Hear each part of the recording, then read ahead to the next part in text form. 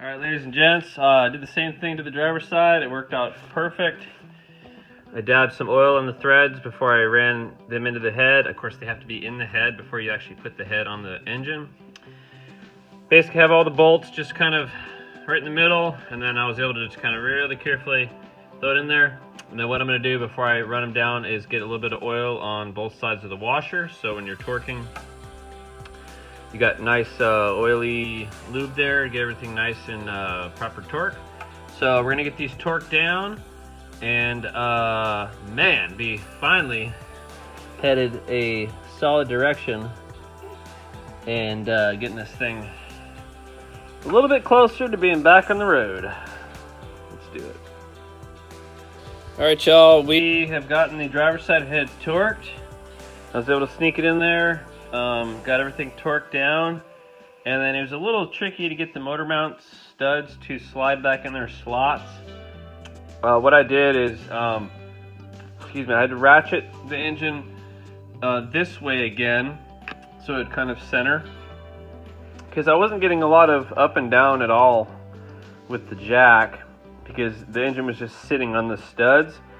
And then one side at a time, with a little bit of lift on the jack, I just grabbed well, it could have been anything, but a pry bar, and I didn't pry anything, but I just pushed the stud towards the slot, and it was almost like, because the motor mounts probably should be replaced, to be honest with you. They move a lot, but basically here's the stud, and imagine my fist is the mount. They were basically like sitting like this, so I was able to push it in to where it straightened out and fell in, and then I did the same thing for that side, if that makes sense. So I got everything torqued. I got tape over the intake. I think I'm just going to clean up the rest of the evening here. Quite the challenge to torque to the angle. What I did is, as instructed, basically I drew a line on the, once I got to the point where I was torquing, I drew a line up here, and then of course the first one is 80 to 90 degrees, and the second torque is another 80 to 90, and because of course, you know, each quarter turn is 90 degrees. Once I was done, if these were pointing down, I did good. The only ones I actually couldn't mark were this one back here and then the back one, and I just kind of guesstimated. And they're nice and tight, so I'm not worried about them. But man, whew.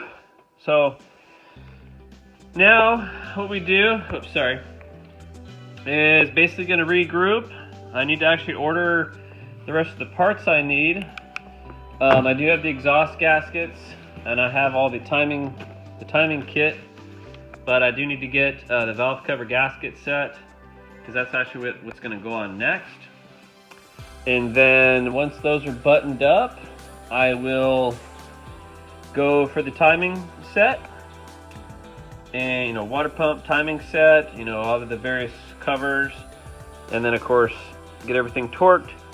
I was thinking ahead. I have my spanner wrench to hold on while I torque this side, and then this side I probably use a strap wrench to just hold it while I torque it. And then what else? Just my motor mount bolts. I gotta get those nuts. I gotta get those bolted back up. Would be simple. But yeah, basically tidy up. Do a little bit of work on it tomorrow. Tomorrow's Sunday. It's actually Valentine's Day tomorrow. Gonna hang out with my wife and my son. We're gonna make pizzas, watch a movie, and Monday, first thing I'll get. Yeah, I don't think I'll go run. I might get all the parts I need tomorrow, just so I have them. But working down our list. I'm gonna tidy up. Here's this is this timing set we got off of Amazon, the ASIN, which is supposed to be a little bit closer to like stock, Japanese, etc. So I got my water pump, all my pulleys, got my tensioner, got my Mitsubishi belt, which is for some reason made by Mitsubishi, but it does have the timing marks on it, which is cool. So I'm really excited to get done with getting the heads torqued, because guys, that was really something that was weighing down on me. Not a big deal, guys, but I've been working on this probably every couple hours most evenings, couple hours here and there. And so super excited to have everything torqued in the heads. And like I said, we're going to clean up, regroup, double check everything, make sure we didn't miss anything, make sure we didn't damage anything lifting the engine up. I didn't overdo it, but we're just going to make sure. And shoot, man, get this thing going. All right, y'all. Thanks for tuning in.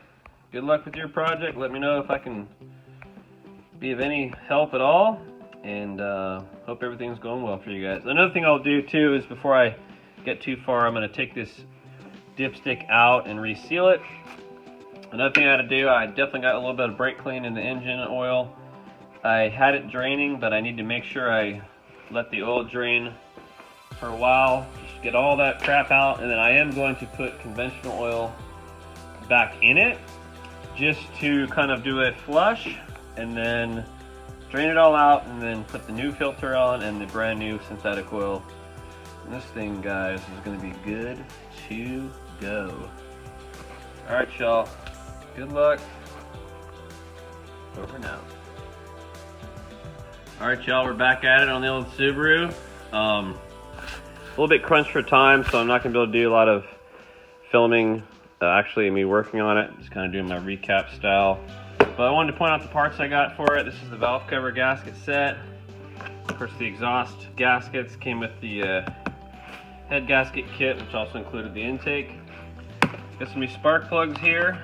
Just went for the platinum versions.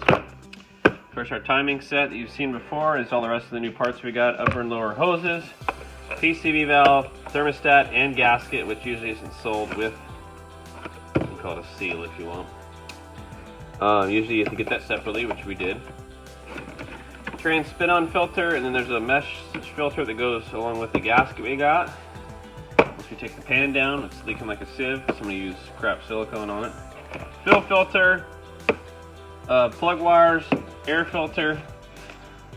Went for kind of the economy versions of these, just to save a little bit. And of course, got our manual. So we're basically going, what we're going to do today is we're going to bolt the motor mounts back up, hook up the exhaust, probably go ahead and throw the plugs in, and of course I'll gap them first, and then clean up the valve covers, get those on, and I think that's what will be a good stopping point for the night. Tomorrow we'll attack the timing set, water pump and timing set.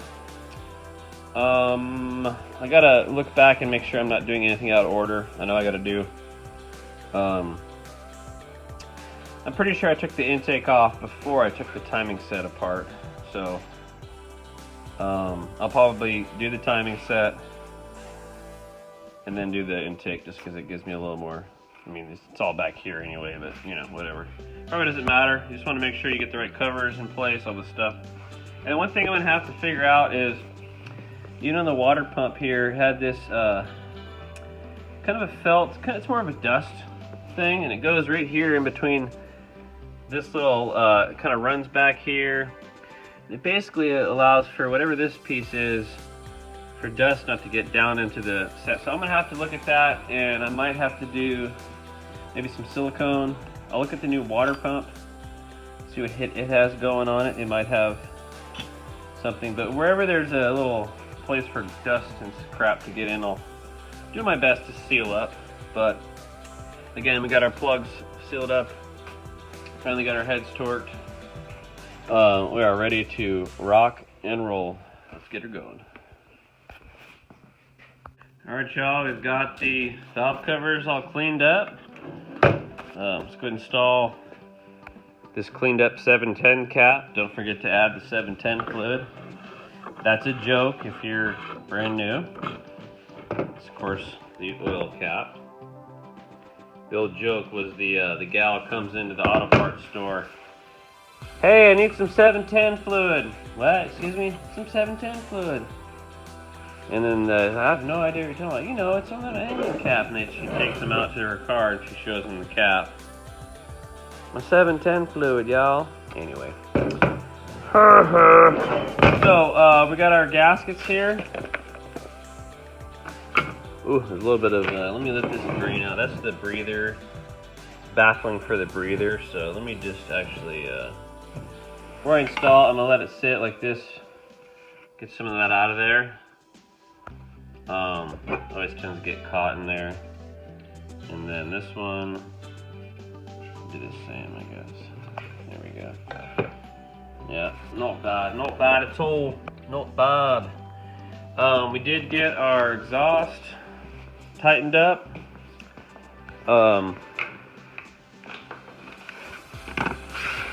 Got that buttoned up. We got our engine mounts bolted back up. Obviously this is exactly the same over on the other side. We do have to hook up our cooler lines to the bottom of the head. I'll probably just do one of them, to be honest. The rear one's pinned, but I probably could get it, but all you need is for it to be secure. And then we're gonna double check everything, just really think things through. One thing you don't want to do in this type of situation is install something before it needs to be done. This is obviously pretty simple right now, valve covers, but there's sometimes little brackets, there's little things. Just really want to especially if the project is taking you a while, stuff like this, you know, especially when you're going back together, you're gonna be like, oh crap, this was supposed to go underneath that. You know, that's the type of stuff that can happen. I'm just trying to give you an example of being very thoughtful, especially like I said, if you're not doing this within a week's time, and this has been a 3-week process or so, just working on it an hour or two in the evenings outside of full-time stuff. So we're getting her done, guys. Got this nice kit. We're gonna use some a little bit of silicone grease. Just a whisper of it over, we're gonna get it on the rubber surfaces so when they mate up with the aluminum, it's just that much more of a better seal. But we got our new seal washers, we got our spark plug tube. Guys, we got our gaskets, we got our bolts cleaned up. I did put a little anti-seize on the spark plug threads. And then once this kind of drip dries a little bit more, that's mostly solvent. Let's do this, in fact. Yeah, it's fine, I can all just pile up. I could, of course, lean it against something so it all just pours out, but not a big deal, not a big deal. This is the solvent that I'm using to clean everything. This is from my dad. Basically Stoddard solvent, they call it. Petroleum distillate, and it works a lot better than brake clean. Brake clean, you know, when you're doing some heavier degrease stuff, because brake clean tends to want to sort of evaporate, and this stuff has a tiny bit of an oiliness to it, kind of like diesel, and it just sticks to everything and really starts to work on it. So that's the valve covers, which I'll probably finish with those tonight. We're going to revisit, like I said in this earlier segment, reinstall these back guards, make sure that all the stuff is, all the little dust seals are intact. Not a big deal, but so these are kind of next. This little section here. I'm going to put the T-gasket right there. This will obviously be coming out with the set. Yeah, I'm going to put this right there, and that'll be our next goal, is to get water pump covers, the cooler lines, and then once we get the water pump in, we'll probably go ahead and install the thermostat. I do have to rinse this all out. And one thing I will get, guys, is new hose clamps for the radiator hoses and the trans cooler lines. These ones I'll probably leave. If they start leaking, we'll replace them, but Certainly we want to go back to something better. Along with the coolant lines for the throttle body. This is basically coolant that runs through your throttle body, and it aids in warming up the engine faster, which overall reduces emissions.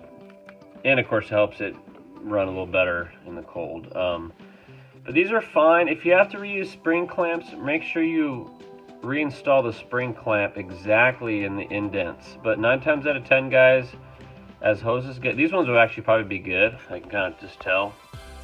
If I was in a hurry, I would put the clamps exactly how they were, and if they leaked, worrying about them later. Obviously, they're kind of accidentally turned the camera off there. It's not in a terrible position, but this is like underneath the throttle body. You don't want to be messing with that. So get yourself some brand new hose clamps here. So we need 2 there. We need 2 up front for the cooler lines, and then we need 4 radiator hose. The inlet up here, or one of the sides tends to be smaller typically, but probably have to get the same one anyway. I do want to get a better supply of hose clamps. There's our water pump area, and that's our original leak. If you watch the very first video where we checked things out, it's taking me longer than expected, mainly because this isn't what I do full time, and I'm working on it on the side. And sometimes I choose to not work on it because it's a pain in the butt. But this thing is becoming a point of pride, just getting her done, as they say. The cams feel really good. You can tell that really good engine assembly lube we used was definitely the ticket. Because half the time, if you don't receive some really good stuff for installing the cams, especially if they're sitting like they are horizontal, all that lube will basically drain out, and then you finally start it and you get a really dry first start and just can score the bearing surfaces and stuff. So anyways, done blabbing. We're gonna get these things cleaned up. Relatively simple, guys. Just the longer bolt goes through the middle, I believe, and then it's the 4 side ones. And I'm sure it's like 85 inch-pounds, or let's check it out really quick.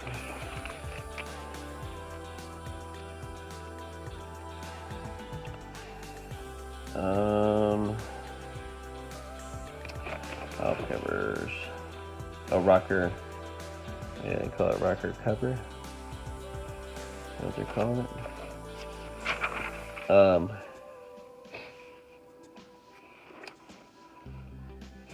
Well, I'll probably have to look it up here, guys. I don't want to take too long on the rocker arm assembling tiny bolt cover. Valve cover bolts, what is it going to be? 2000 through 2005, 44 inch-pounds. Whew, I was way up. I was going to go for 85. A lot of times with stuff like this, guys, you kind of get a feel for it. Just get it nice and snug, but obviously you could very easily over-tighten this one. Therefore, messing up this seal mainly, because it'll crush that, and then in turn crush this. I'm kidding, guys. I'm done talking. I'm over here thinking everybody wants to hear all this. So have fun, guys. Keep up the good work, and at some point, we will get back to the XR 250. Basically, we're just paying the bills right now. That's extra. The 3-wheeler is operational. We still need to replace this tank. And then the front cable did break last season, so we need to get that thing. But look at this. Look at this thick girl right here. This is spent charcoal that after I'm done doing ribs or something, there'll always be a handful of just unburnt charcoal, and I'm gonna repurpose this and burn it up. And I've done a little garage thing. Well, this is my BBQ corner. We just did some ribs the other night, and anyways, guys, let me get back to work here. Spend a little extra time. I haven't been doing my... I want to get better at filming as I'm working on it and stuff, but sometimes it's just a big old pain in the butt, and gotta make it happen. So look at that. Get that thing out of there. Get that thing out of there. All right, y'all. Over now. All right, y'all. It is the next day. I got the valve covers on last night, along with the exhaust and the mount, and we are basically just going back together with the front. I resealed the oil dipstick tube. I replaced the O-rings. I actually had some extra, and I did put some silicone on there, some fast drying silicone. Typically all you need is maybe some silicone grease, but it's kind of in a bad area. You don't want it to be getting any water, anything like that, just slowly getting into the engine, so definitely want to get it as sealed as possible. And we got our water pump going on here. Whoops, sorry guys. We got our water pump about to go on next. The book does call for to coat the gasket lightly with some silicone and then coat the threads of the bolts with silicone. This is just to ensure no leaks. You know, obviously it's not easy to get to, so make sure it gets all sealed up. Once we get that on, we will, I'm gonna probably hold off. These guys, I'm probably gonna replace this one at least. It's kind of soft. This will last quite a while, but it's kind of soft back here. And then the ones that go to the oil filter, if they sell those or if they're readily available, I'll probably replace all three of them, just because, again, there was a little oil getting in the coolant. So, but not a big deal. It's pretty easy to replace all that at any time, so I'm not gonna let it hold me up. I'll get the water pump on, then I'll get the rear covers back over everything, and then I'll get the crank pulleys, the camshaft sprockets bolted back up, and then we will start staging the timing set, make sure we're all in line, and then of course we're going to be installing the crank sensor is going to be going on here somewhere. I know where the thing is. I guess it's right back here. And then I made a mistake when I was describing the 2 long bolts go up top here in the valve cover, and then the 3 shorter ones go on the bottom. It's obvious to anybody that's working on it, but I misspoke in the last video, so, or in the last segment, depending on how this gets posted. So anyways, guys, we're gonna keep going. Once I get a little further ahead, I'll probably do some time lapse of getting everything set up. I might do that with the timing set, but right now I'm just trying to get her done and just doing recap videos. But definitely very excited to get this thing buttoned up, and then of course after the front end with the timing set, get the intake on, and then slowly but surely get everything else put on. Here's our water pump but ready to go. There's the old one there, and here's my O-rings. The orange ones came off of it, and they were just really really soft, just very incredibly soft. And these ones I tried, but they were too thick. The ones I ended up using were basically just the same old shape there. So I have extras of those. O-rings are usually a standard size, but depending on what you're working on, just make sure you get the right stuff. This one looks a little bit smaller, so I think this one is pooched out a little bit from getting I don't know, just seems like it's